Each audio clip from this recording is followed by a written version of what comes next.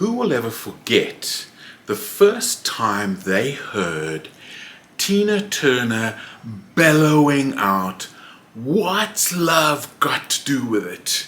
To do with it? What's love got to do with it?" So what has love got to do with leadership? Why even raise the issue of love? I remember the first time I was doing some consulting work for a senior leadership team, and one of these people totally objected to the use of the word love in the workplace at all. And I was like, okay, do you love your children? Do you love your job? I mean, we don't have to talk about romance, but we do need to talk about love. Because you know what? Us conscious leaders, we love. It's the impact that we have. It's the difference we make. And how do we get there? What's the story about love? Let's explore that.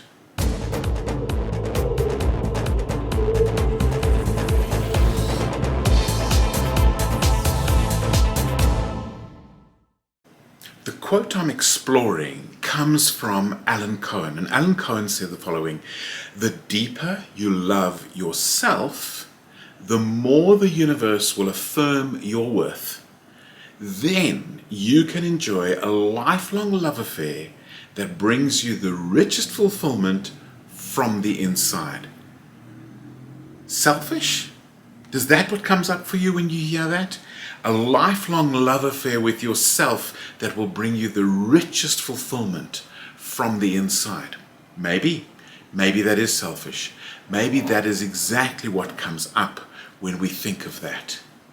But what if that's not true? What if there's another way that we can spin that we can turn that around to give us a different message? Because I would like to venture, we cannot love others more than we can love ourselves. Now, the first time I heard that, I was quite offended because I heard it from Brene Brown, and I was like, but that's not true. I don't really love myself, and I do this and this and this. And then I realized I actually love myself a whole lot more than I thought, and that a lot of what I was doing wasn't love, because when it wasn't reciprocated, I was resentful, which means it wasn't love. So that's been a lifelong exploration.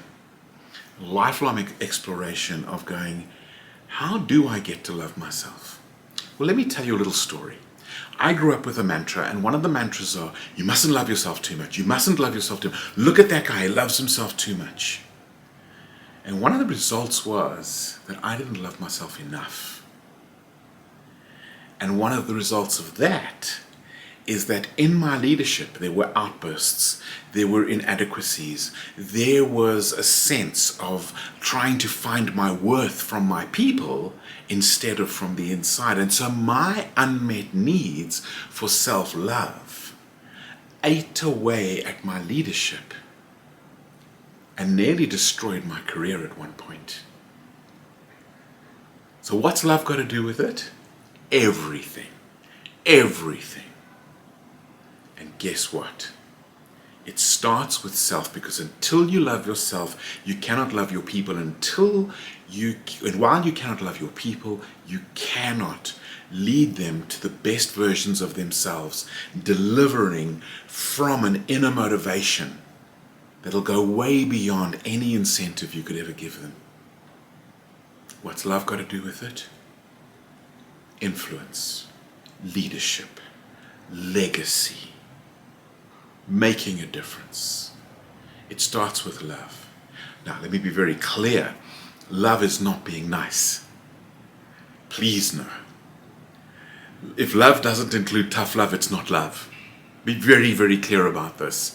This isn't a lowering of standards. This is actually a raising of standards. But it's a delivering on those standards based on connection.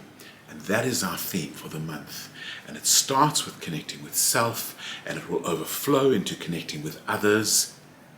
And that love, that clearly defined high standard of leadership, can change everything. Can change it for you, can change it for your people. That is what conscious leadership is about. Do you have a leadership love story? Love to hear it.